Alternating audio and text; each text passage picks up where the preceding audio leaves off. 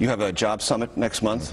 You want a jobs bill in 2010. Will that jobs bill raise the deficit, or will you demand that it be deficit neutral? You know, our first job was to get the economy to recover, and we're now seeing that. We've seen economic growth. We anticipate economic growth next quarter as well.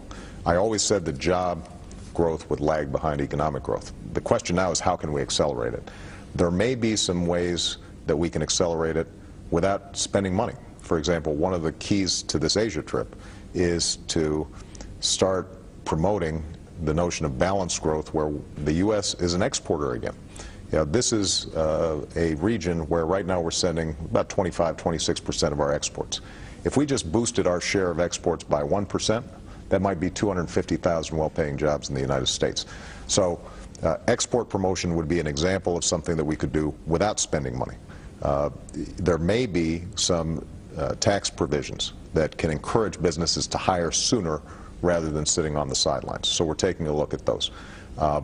I think it is important, though, to recognize that if we keep on adding to the debt, even in the midst of this recovery, that at some point people could lose confidence in the U.S. economy in a way that could actually lead to a double-dip recession. And so one of the trickiest things that we're doing right now is to, on the one hand, make sure that the recovery is supported and not withdraw a lot of money either with tax increases or big spending cuts. And states, for example, need a lot of support to keep hiring teachers and so forth.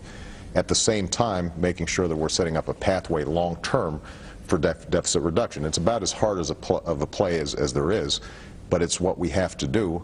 And whatever additional jobs legislation comes out has to fit into that broader framework.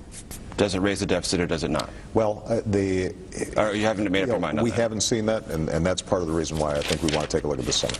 David Obey said yesterday that erroneous estimates from the administration on the job-creating power of the stimulus bill, and I'm quoting now, are outrageous, and the administration owes itself, the Congress, and every American a commitment to work night and day to correct these ludicrous mistakes. Your reaction? Look, I understand David Obey's frustration. I think that we made a decision very early on the biggest stimulus package in history. And every economic model that we looked at the time said that if you start economic growth, that unemployment will cap out at a certain rate. Now, there's no doubt that unemployment has been worse than any of the economic models that occurred at the time. But his criticism isn't about the job creating. Right. It's just about what you have said about the job creating. Well, have there been mistakes, and do they need to be corrected? Look, I think this is an inexact science. We're talking about a multi-trillion-dollar economy that went through the worst economic crisis since 1933.